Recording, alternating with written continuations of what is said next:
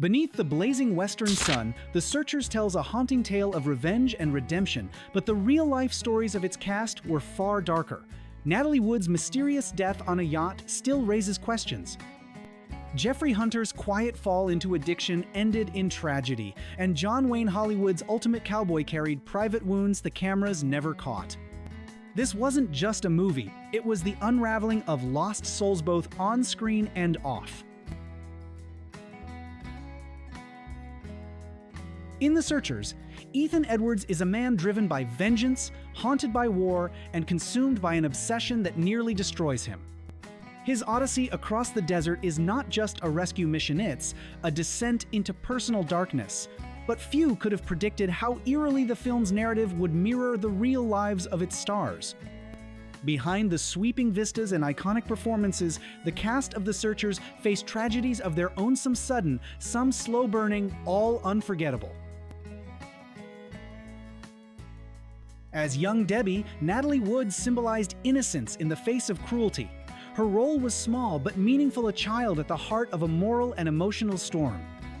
Off-screen, however, Natalie's life would spiral into one of Hollywood's most enduring unsolved tragedies. In 1981, at just 43 years old, she drowned while on a yacht near Catalina Island with her husband Robert Wagner and actor Christopher Walken. The night was full of questions, shouting, confusion, changing testimonies. Was it an accident? Was there foul play? To this day, the case remains open and deeply unsettling. Natalie Wood's legacy is inseparable from the mystery surrounding her death. What should have been a storybook life became a cautionary tale of beauty, fame, and fragility. Jeffrey Hunter played Martin Pauly, Ethan's adopted nephew and the moral compass of The Searchers. On screen, he was steady, compassionate, the voice of reason.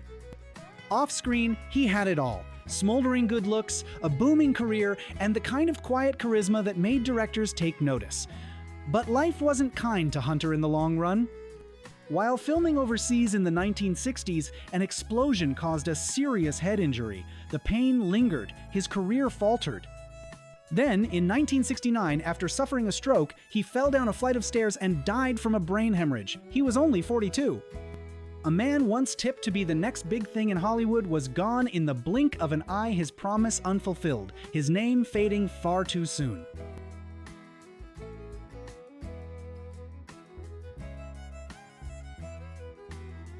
Ward Bond was the kind of actor who made every scene better.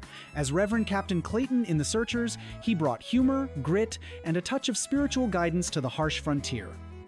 He was a John Ford regular, a pillar of Western cinema, and a close friend of both Ford and Wayne. Then, without warning, Bond was gone. In 1960, just 5 years after The Searchers premiered, he died of a heart attack in a Dallas hotel room. He was only 57, no illness, no warning, just silence. His death hit the Ford-Wayne circle hard. They had lost more than a collaborator, they had lost family. Bond's absence left a gaping hole in the Western genre, a reminder that even the toughest cowboys can ride off into the sunset too soon.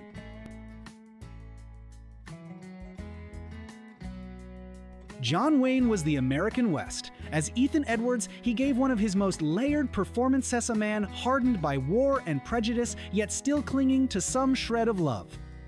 But the Duke's real life was just as complicated, if not more so. A lifelong chain smoker, Wayne was diagnosed with lung cancer in 1964 and later stomach cancer. He battled it all with that signature stoicism, rarely letting on just how much pain he was in. He continued acting through surgeries, treatments, and exhaustion. Wayne also drew criticism for his political beliefs, unapologetically conservative and often controversial. He was a hero to many, but a divisive figure to others. When he died in 1979, the world mourned an American legend. Yet beneath the swagger and the cowboy hat was a man who bore his burdens silently, much like Ethan Edwards, standing alone in that iconic doorway, forever apart from the world he helped shape. In The Searchers, Olive Carey portrayed Mrs. Jorgensen, the wise, no-nonsense matriarch of the homestead. It was a role that mirrored much of her real-life presence within the Western genre. She wasn't just an actress, she was a grounding force in a cinematic world dominated by outlaws and lone riders. Olive began her career in silent films and married Kerry Sr., one of the biggest cowboy stars of the 1910s and 20s. Together, they helped shape the mythos of the Old West on screen. Off-screen, Olive was a respected rancher, mother, and community leader. Her son, Kerry Jr., would continue that legacy for decades. Unlike many actresses of her era, Olive didn't chase stardom or fame. She took character roles that had depth, honesty, and strength. She often played mothers, widows, settlers' women who had seen hardship and refused to be broken by it. Olive Carey passed away in 1988 at the remarkable age of 92. She died quietly, far from the red carpets and fanfare, but her legacy remained firmly planted in the roots of Hollywood's most enduring genre. The West wouldn't have been the same without Harrant, perhaps neither would the women who followed in her footsteps. To most fans, Ken Curtis will always be Festus Haganthy's scruffy, gravel-voiced deputy from Gunsmoke, who added heart and humor to one of TV's longest-running dramas.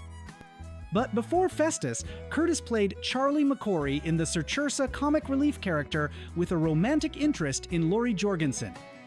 Curtis began his career not as an actor, but as a singer. He was a vocalist for the Sons of the Pioneers, a popular Western singing group, and even performed with big bands before turning to acting. His range was impressive, but Hollywood rarely let him show it. His characters were almost always sidekicks, comedic cowpokes, or dusty drifters with a twinkle in their eye.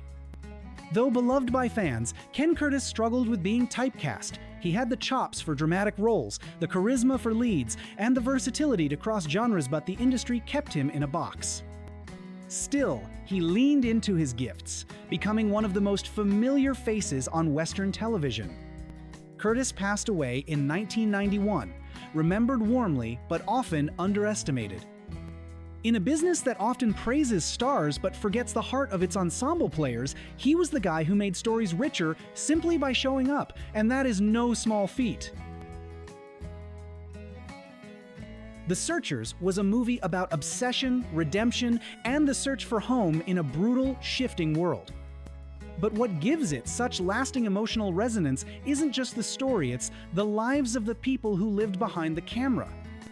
Natalie Wood's mysterious death still haunts Hollywood. Jeffrey Hunter's promising career was cut short by tragedy. John Wayne fought cancer with defiance but couldn't outgun time. Vera Miles faced the kind of psychological battles that don't make headlines but leave permanent scars. Kerry Jr., Olive Carey, and Ken Curtis, all icons in their own right, watched the genre they loved slowly fade into memory. And yet, The Searchers endures, not just as a film, but as a living monument to a group of artists who poured everything into a story that reflected parts of themselves, sometimes too closely. They wore the costumes, spoke the lines, rode the horses, but behind the scenes, they were fighting real battles: addiction, loss, typecasting, heartbreak, illness, loneliness. That's why the final shot of the film, Ethan Edwards standing alone, framed in the doorway, then walking into the desert, is so unforgettable. It wasn't just the end of the movie, it was the beginning of a myth. A metaphor for the actors who gave everything and slowly disappeared into the history they helped shape. In the end, The Searchers isn't just a Western. It's a requiem for an era, for a kind of storytelling, and for the souls who made it timeless.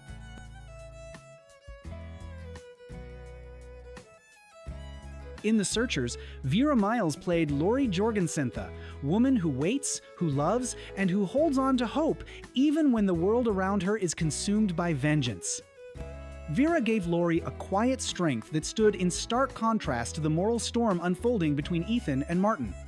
She represented a life worth returning to, a world of peace and affection long lost in the dust of war and frontier violence.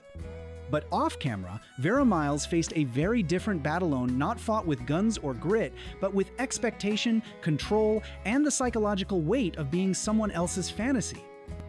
In the mid-1950s, director Alfred Hitchcock believed Vera Miles would be his next great discovery, his new Grace Kelly.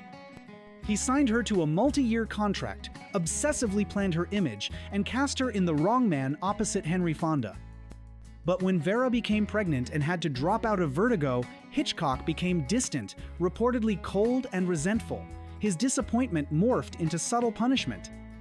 The role that could have catapulted her to global stardom instead went to Kim Novak. While she did go on to deliver memorable performances, most notably as Lila Crane in Hitchcock's Psycho Miles, never fully escaped the controlling gaze of her mentor-turned-overseer. Disillusioned, by the way, Hollywood treated its actresses, especially those who refused to be molded, she eventually stepped away from the spotlight. She chose peace over prominence, privacy over pressure. Vera's story is one of resilience against a system that demanded perfection but offered little mercy. She outlived the roles assigned to her, quietly fading into a life she chose for herself. She didn't need to become Hitchcock's fantasy, she remained her own woman. Kerry Jr. didn't just act in westerns, she lived them. Born in 1921 to silent film legend Kerry Sr. and actress Olive Carey, he grew up with dust in his boots and movie sets as playgrounds.